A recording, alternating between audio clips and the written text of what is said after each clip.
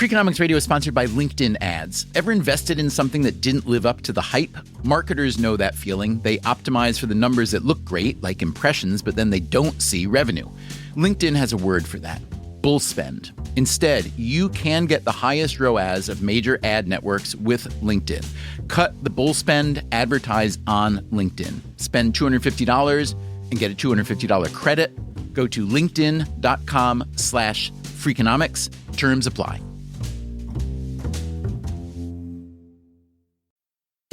Freakonomics Radio is sponsored by Hotels.com. Hotels.com gives you access to hundreds of thousands of hotels worldwide. And when you join for free, you can save up to 20% instantly with member prices.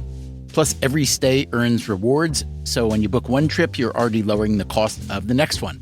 Hotels.com is simple, rewarding, and designed to help you get more out of every stay. Sign up for free and book today. Hotels.com. It's all in the name. Freakonomics Radio is sponsored by Amica.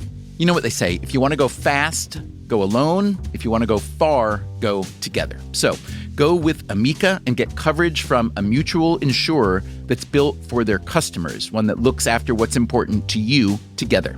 Auto, home, life, and more, coverage that fits your unique needs. Amica helps you protect what matters most. Visit amica.com and get a quote today. Hey, podcast listeners, this week's episode comes from our archive. It's part of a series we call Stupid Stuff. The other episodes in this series include How Did the Belt Win? And These Shoes Are Killing Me. This one, in honor of the unofficial beginning of summer, is called How Stupid Is Our Obsession with Lawns? Thanks for listening. Where I live in the great northeast of the United States, spring has finally gone full bloom and summer is right around the corner. When you get outside, it's beautiful. The trees, the flowers, and of course, the lawns. Who doesn't love a good lawn? It looks good, smells good, feels good. For a lot of people, a lawn is the perfect form of nature. Even though, let's be honest, the lawns we like don't actually occur in nature. Even though the process of producing such a lawn is full of the most unnatural activity. Even though this unnatural slice of nature requires so many inputs: the water, the fertilizer, the weed killers, the mowers and trimmers and the leaf blowers, the fuel to power all this machinery, the fuel to power the trucks, to transport the people who run the machinery, all in pursuit of the perfect lawn.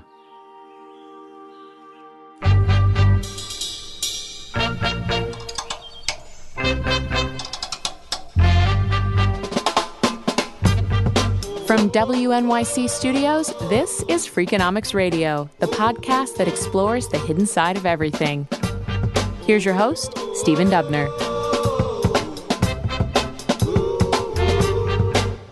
Give me briefly, as you can, a history of the lawn. If you go look at the Oxford English Dictionary and try to find the word lawn, you'll see that it dates from the 16th century, from Old English for an open space, or what was called the glade. Ted Steinberg is a history and law professor at Case Western Reserve. I'm the author of several books, including American Green, The Obsessive Quest for the Perfect Lawn. And these lawns, as it were, that existed back in 16th, 17th, 18th century England were typically found on estates. Now, talk about how America got into lawns and the degree to which they upped the game. So lawns go way back in American history.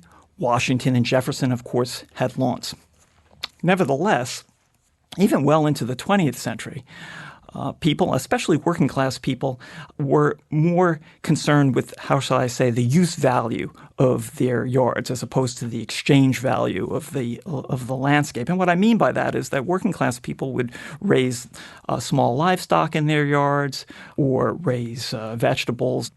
That said, the really big expansion in the lawnscape, if I can call it that, happened after the Second World War with suburbanization.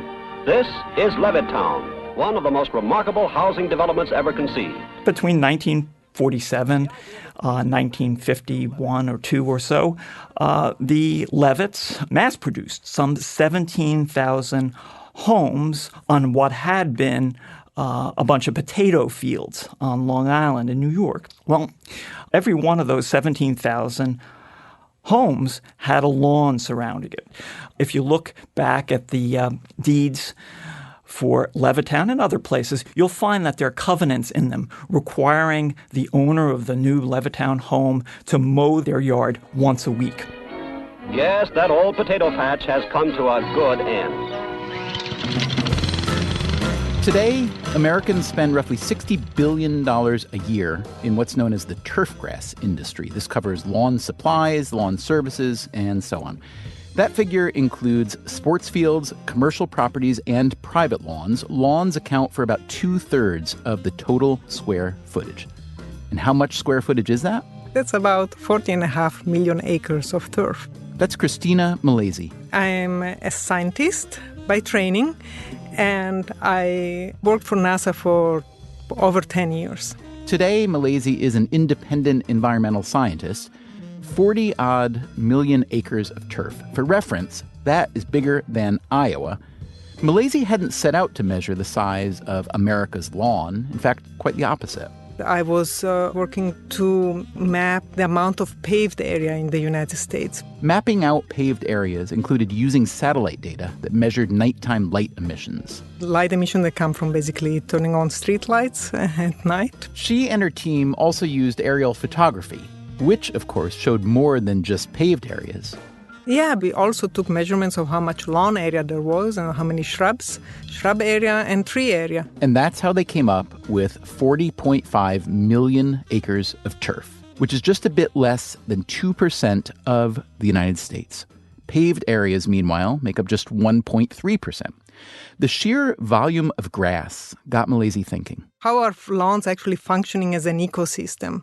We use water, but also fertilizer and pesticides, and then we use lawn mowers and leaf blowers.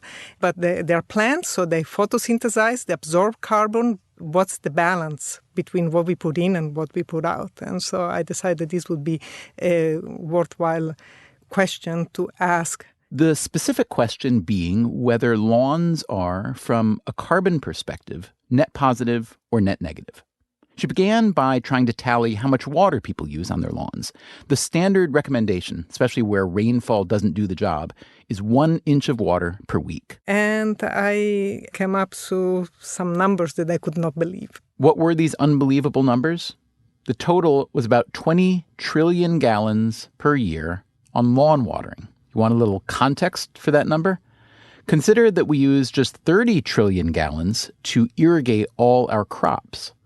Next, Malaysia calculated how much carbon the turf grass stores in the soil. And then I subtracted from it the amount of carbon that was associated with nitrogen, the fertilization, and the amount of carbon that was emitted by using a typical lawnmower. And what'd she learn? I learned that the turf would become a sink of carbon. And this is not surprising. A plant, given plenty of attention, photosynthesizes carbon. But it comes at the cost of producing the fertilizer or mowing the grass and all the industry that comes around it. So even with those costs included, lawns look pretty good from a carbon perspective. On the other hand, Malaysia's model didn't include inputs like the carbon emissions from the trucks that lawn crews drive or the original manufacture of all that lawn care equipment, nor did it include the energy used to deliver water to households and clean it for human consumption. We should not forget that this is drinking water. I did not account for those costs. And as just about any economist will tell you, water is often woefully underpriced, which can lead to overuse, especially if you're growing a grass species that wasn't meant to grow where you live. Kentucky bluegrass or creeping bentgrass evolved in the cool, moist climes of northern Europe. Ted Steinberg again. And it's not all that easy to grow them here in the continental United States, and especially in arid parts of North America. If you go to California, you'll find still lawns with cool season turf grass. Every square foot of that turf grass requires 28 gallons of water, roughly speaking, per year. Every square foot. But that's for the coastal environment. If you move inland to a more arid part of California, that number increases to 37 gallons of water or more per square foot of lawn. We waste so much water. That's Eric Garcetti. I'm the mayor of the city of Los Angeles. We spoke with Garcetti back in 2016 when California was deep in drought. In Los Angeles, lawns and landscaping use a whopping 50% of Los Angeles' water, and the drought had doubled what the city was paying to import water. So Garcetti used incentives to change behavior. The city paid residents to install rain barrels to capture water for their lawns. It paid them to replace their lawns with drought-tolerant plants. I said, if you have a lawn and you're using it, great, keep it and pay for the water to water it. But if you're not, well, let us pay you to switch that out to beautiful flowering green plants that use a lot less water. And we were able to do that with over 50 million square feet of lawn just in the last couple of years. We reduced our water in the face of this drought, our water usage by 19% without having to fine anybody, without having to, crack down with the water police, but by inspiring people through public education and rebates, giving them free cisterns, changing out their toilets, all those sorts of things. What works in California won't necessarily work elsewhere, and California is particularly aggressive with environmental standards. It recently passed regulations aimed at lowering emissions on lawn care equipment, which tends to have particularly dirty little engines. They're also really noisy. If you just hear the sound of a leaf blower, it has these really interesting low-frequency and high-frequency components. That's Erica Walker. She is an environmental health researcher at Boston University. So not only is it traveling inside of your walls, but it has this high-pitched hum that's just really annoying. In Boston, Walker helped compile a citywide noise report which mapped, among other things, leaf blower annoyance levels. A lot of places have banned leaf blowers or restricted their hours, especially the noisier gas-powered models. Walker was interested in the relationship between noise and public health in a city like Boston. Sleep disturbances, I think, the direct relationship between sound and negative health. The World Health Organization suggests that daytime noise levels shouldn't exceed 55 decibels. Walker wondered how leaf blowers registered, even if you weren't the one blowing the leaves. We see that even when you move 400 feet away from the point of operation, you're still getting sound levels that are in excess of what the World Health Organization recommends for daytime sound levels. But then we also learned that these leaf blowers have a strong contribution from the lower frequencies. It has an ability to travel very long distances and penetrate through the walls. So it's really hard to mitigate. And we see in the epidemiological literature that low frequency sound is creating negative health effects above and beyond high frequency sound. So what have we learned so far? We have a lot of lawn in America, and our pursuit of the perfect lawn is noisy and resource and labor intensive. Lawns do, however, serve as carbon sinks, and of course they're beautiful, at least many people think so, and useful for playing, for picnicking, for relaxing. Coming up on Freakonomics Radio, we love lawns so much, we even plant them beside our highways. A standard cloverleaf takes up about 16 acres of lawn. And if you don't want to have a lawn in your yard, what can you have? I think the best year I had was like 2,000 pounds of sweet potato.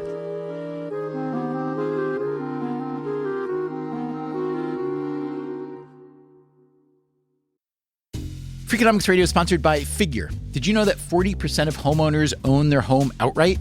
If that's you, don't let your equity sit idle. Tap it with a home equity line of credit. Figure, the #1 non-bank HELOC lender in the U.S., helps tap equity you've built in your home so you can do things like tackle a renovation or pay down debt. HELOC is a line of credit secured by your home. You can draw what you need, repay, and draw again. Figure offers a 100% online application. Get approved in 5 minutes and funding in as few as 5 days. It's faster than a bank loan and cheaper than a personal loan. Check your rate today without impacting your credit at figure.com/Freakonomics. This post is sponsored by Figure, NMLS ID 1717824. Figure is an equal housing lender. For more information about their licensing, visit nmlsconsumeraccess.org. Figure's HELOC is subject to credit approval and terms apply. Freakonomics Radio is sponsored by Principal, the perpetual pen tapper, the arbitrary fridge reorganizer, the holiday party planner that starts in May. Principal knows that your star employees have their work quirks. Principal also knows how much those employees mean to your business. You need them. They need benefits.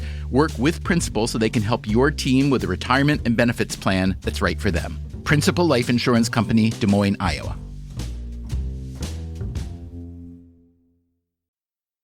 Freakonomics Radio is sponsored by PNC Bank. Boring, great word, bad rep. Yet time and time again here at Freakonomics, we find that when something culture-changing happens, boring things like calculations and careful planning are usually behind it. Which begs the question, why not apply it to other aspects of life, like banking, for example? Well, PNC Bank did since its inception, proving time and again that the best banking strategy isn't the exciting type, but the steady, reliable, definitely not YOLO type. PNC Bank, brilliantly boring since 1865. Brilliantly boring since 1865 is a registered mark of the PNC Financial Services Group, Inc. PNC Bank, National Association, member FDIC.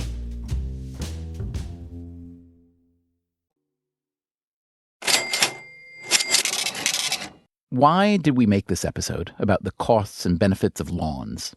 Mostly because of you. Occasionally, we ask Freakonomics Radio listeners for story ideas, especially for what we colloquially call our Stupid Stuff series. That is, things we do or use or submit to that are, on some level, kind of stupid. Well, last time we asked for your stupid stuff ideas, quite a few of them concerned lawns. Pat Allen from Trinity, Florida, wrote, "What is up with the American addiction to lawns?" John Faulkner of Arlington, Virginia, complained about noisy, smelly lawnmowers. And then there was Alan Turner. I'm from Newcastle, Delaware. My formal training, my initial career was in landscape architecture. And right now, I'm looking the highway median at the rest stop on I-95, just south of Wilmington, Delaware. Turner's pet peeve is what's in that highway median. Grass. And it looks like this grass gets mowed 3 times in the summer, let's say.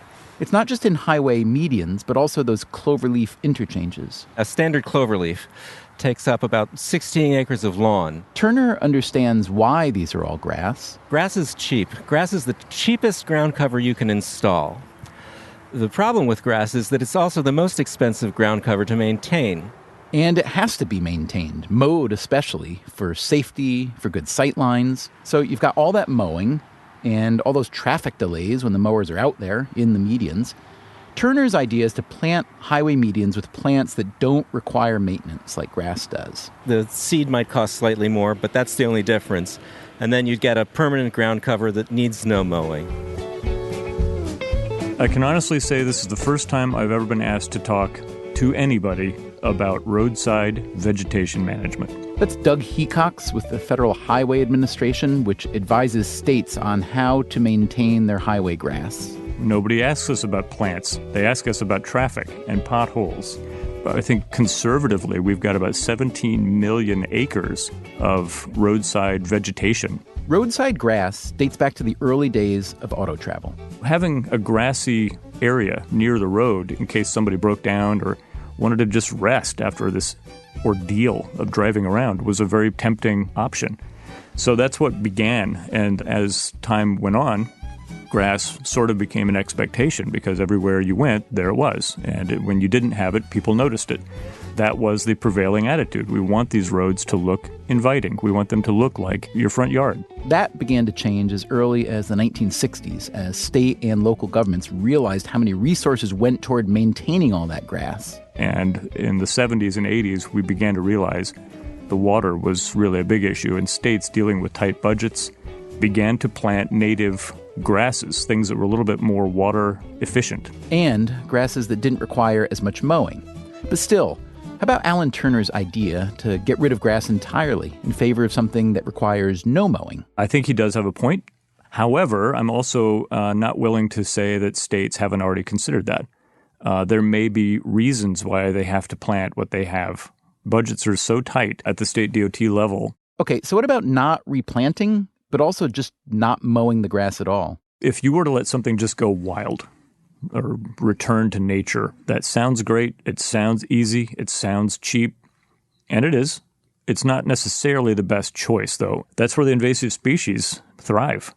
And that becomes a little habitat for, like in the South, you've got kudzu that grows all over the place. And you've got other kinds of invasive species that pop up and start to proliferate, invading local neighborhood lawns or farmers' crops. It can get out of control. I totally understand what he's saying, and that's the assumption. That is Sarah Wigginton. But I think we have to look and see if what we assume is really what's going to happen. And that's basically what we decided to do.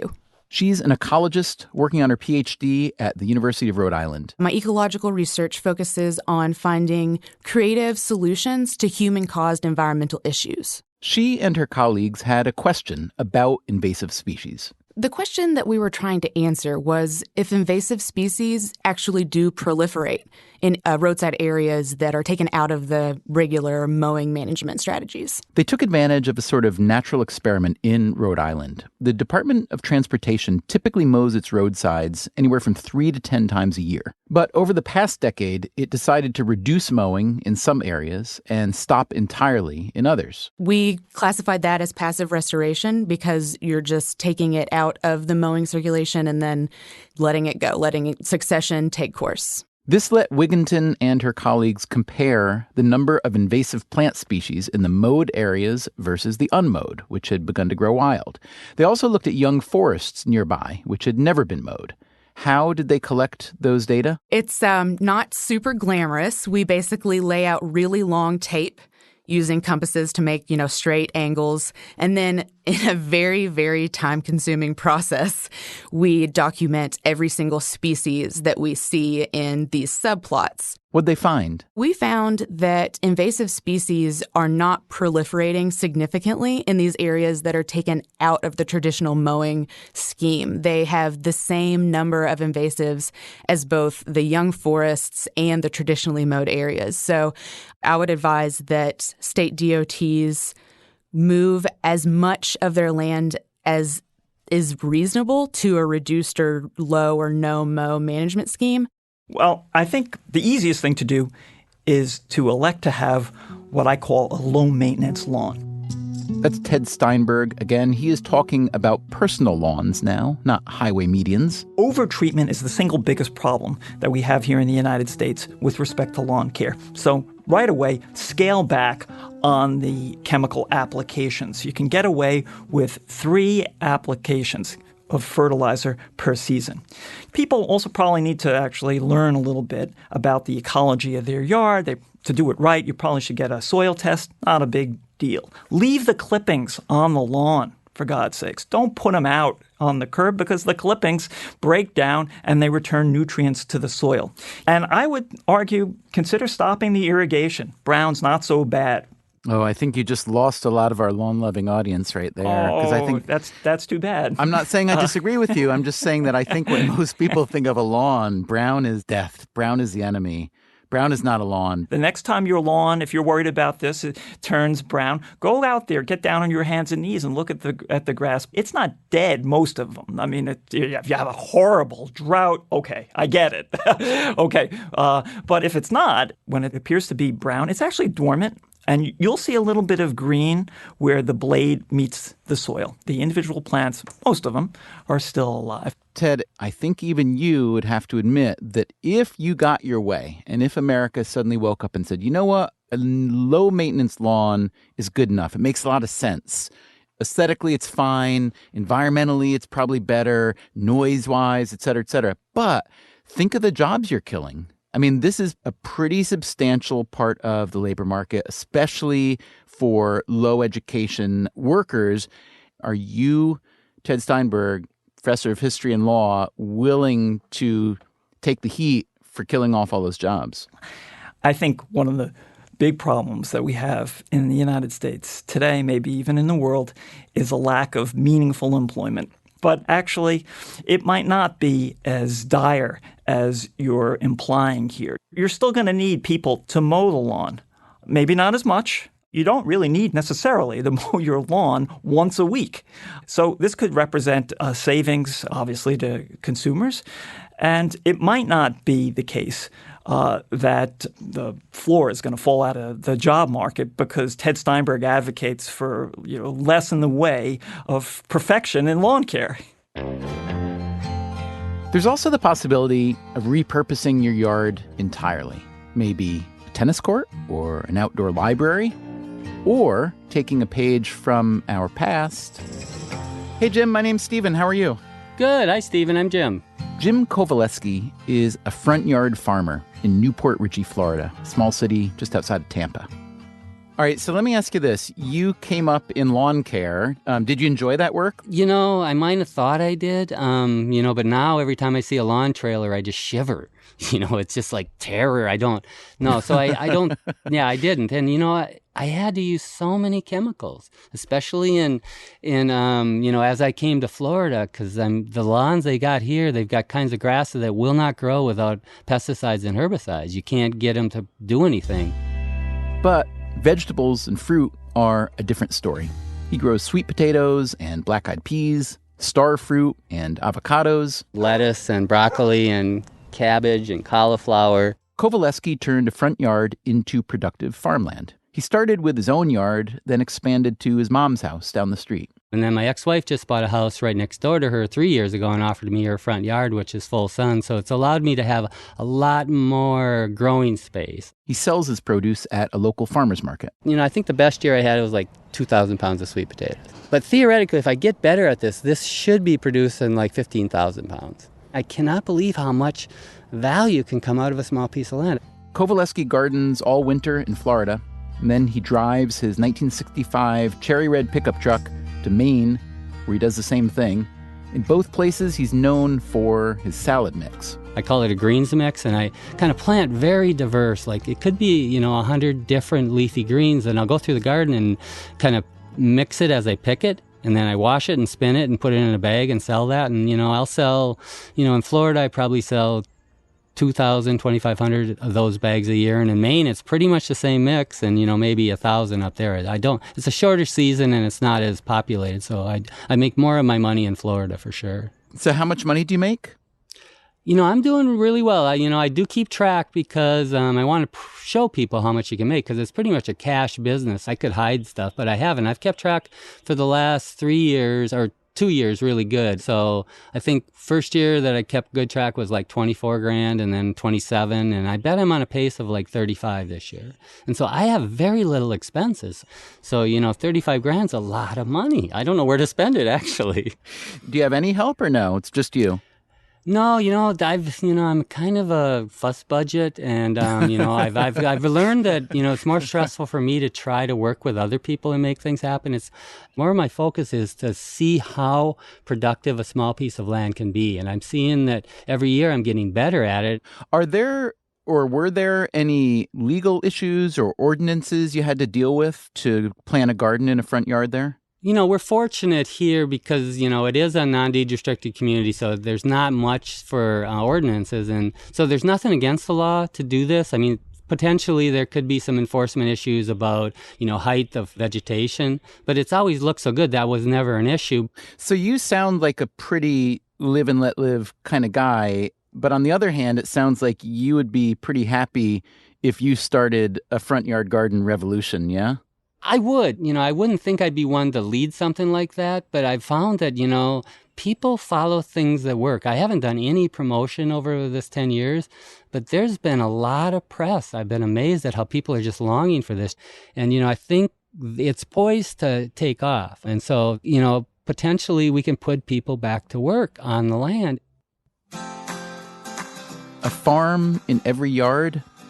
That is hardly the direction our economy has been moving in, either the agricultural economy or the lawn care economy. But who's to say? The rise of the lawn was probably not foreseen. Would a return to personal farming be any more surprising? Coming up next time on Freakonomics Radio, more and more people want to live in cities these days, but it's hard to retrofit existing cities for the 21st century. So, how about building one from scratch? Our mission is really to use technology to really redefine urban life in the 21st century. How will this city look different? Here's one big thing. I think the thing that'll have the most profound impact is if you don't allow traditional vehicles, particularly automobiles, into the district. One of the men who helped rebuild New York City after 9/11 is now helping build a city of tomorrow in Toronto. It's next time on Freakonomics Radio.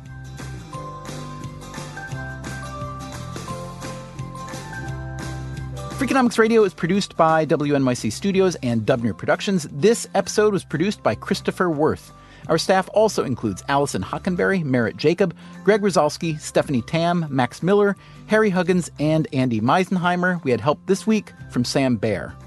Thanks to Kevin Morris at the National Turfgrass Evaluation Program, Teresa Adams at the University of Wisconsin-Madison, Robert King of the Delaware Department of Transportation, and Christopher Dilbeck and Dr. Michael Benjamin at the California Air Resources Board for their help in reporting this episode.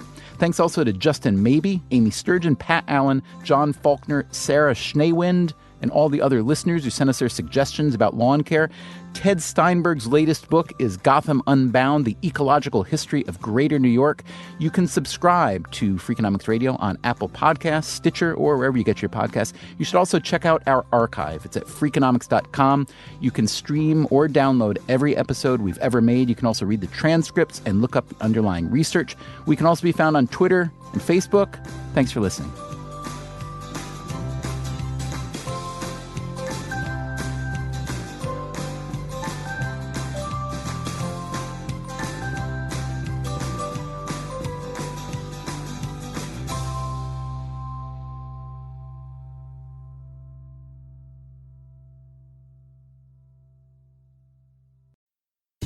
Freakonomics Radio is sponsored by Ozempic. Innovation happens through rethinking what's possible, and when it comes to GLP-1s, Ozempic pill does just that. Learn more about Ozempic semaglutide tablets, 4 and 9 milligrams, by calling 1-833-OZEMPIC or visit Ozempic.com to view the medication guide and ask your doctor what's possible with FDA-approved Ozempic pill.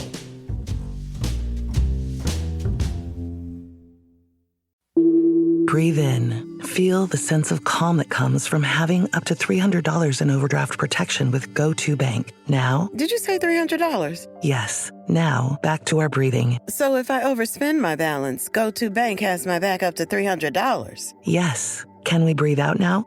Less worries, more zen, with over $300 in overdraft protection. Tap to open an account today. Eligible direct deposits and opt-in required for overdraft protection. Fees, terms, and conditions apply. In the U.S., there's a break-in every 26 seconds. But when intruders step near, Simply Safe Home Security steps up. Stop. This is Simply Safe. Police are on the way.